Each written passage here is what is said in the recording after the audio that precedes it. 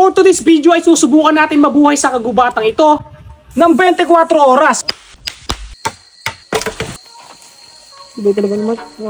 Alas 11 pa nga lang ng gabi ay pumunta na kami sa kagubatang ito. Alam namin napakadelikado nitong challenge na to dahil hindi namin alam kung anong uri ng nilalang ang nakamatsyag sa amin dito. Kaya na makahanap kami ng pwesto ay talaga nagsindi na agad ako ng apoy para magkaroon kagad kami ng liwanag na magsisilbing ilaw sa gabing ito. Ito priority natin pre, apoy agad kapag nasa gubat.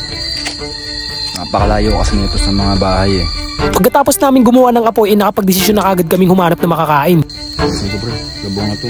Mabilis nga lang kami nakahanap ng pagkain sa kagubatang ito. Labo nga pala ito kung tawagin sa amin. Pwede talaga itong gulayin at kainin at isa pa napakabilis lang nitong lutuin. Kaya ito lang naman yung dahilan kung bakit ito yung pinili namin pagkain. Pagdating namin dito ay talagang ramdam na namin yung pagod. Kaya kailangan namin bawiin yung lakas namin sa pamamagitan ng pagkain na ito. Kaya nang maluto na ang ulam na ito ay agad na kaming kumain. Makakain na rin kami sa wakas. After ng ilang oras, ganito na ang kinalabasan.